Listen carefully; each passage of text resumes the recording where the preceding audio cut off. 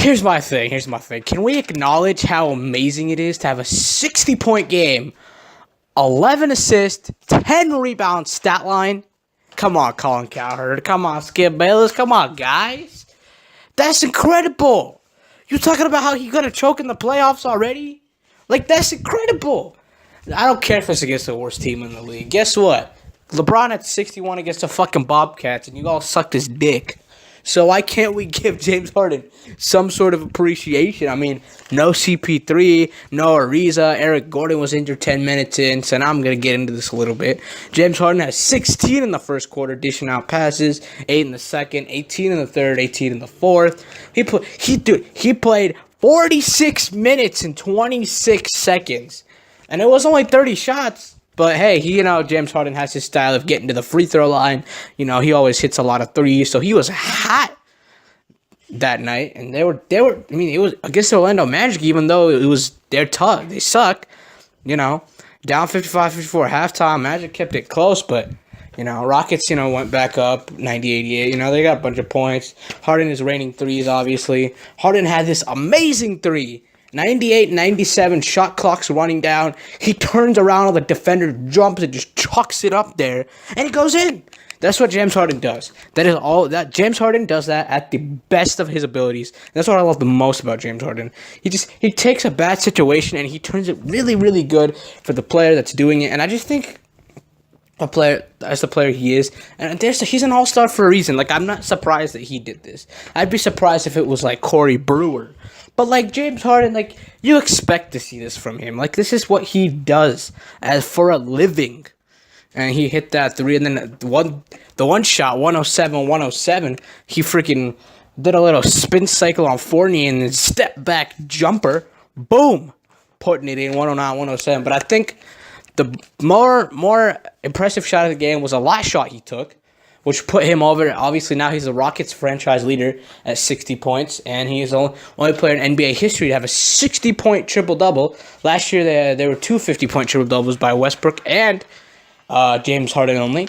So, I mean, it's not just a surprise. Like, they're guys that put up good numbers, guys who play well, and I like the way that they situate themselves and they're able to, play well. So I don't understand why this is that much of a surprise, per se. I think it's, James Harden is James Harden. You got to appreciate great players, and that's what he did last night. And then the last one, like I said, my favorite shot was when he stepped back, hit.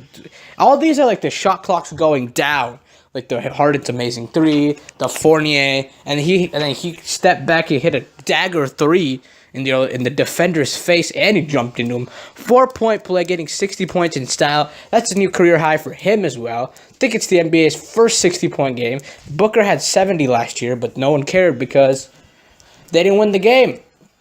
Plus, there was no Avery Bradley as well, so I mean, when you play on the Phoenix Suns, it's just how it works. People say they didn't vote Avery Bradley because he didn't guard Booker well, but I mean, he didn't even play in that game. So how can you?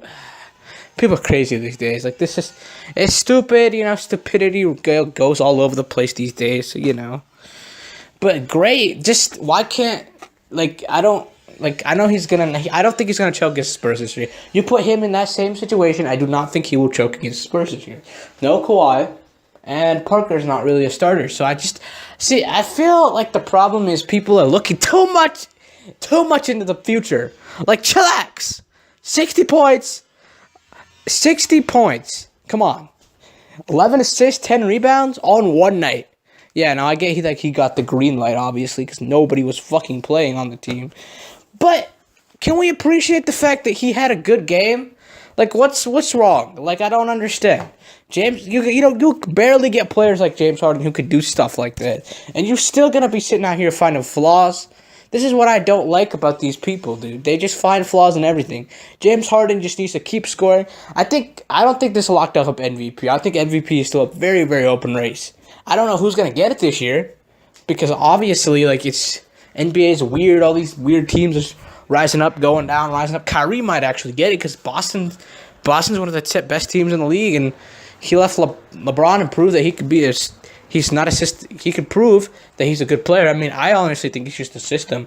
Brad Stevens made Isaiah Thomas look good last year. This year's making Kyrie look good. It could be. I think it's just a system thing. But he's doing what he's doing. You got to give him credit, even if it is the system. You know what I mean? Like this James Harden, like Mike D'Antoni loves guards. Mike D'Antoni has a system in place for James Harden last year, and I think he just said, "Hey, James Harden, no one's playing tonight. Let it rip." And James Harden was like, "Yes, boss, I will let it rip." And he got the job done. Mike D'Antoni's going to be coaching the All-Star game. The Rockets are second in the West. Give them their due credit.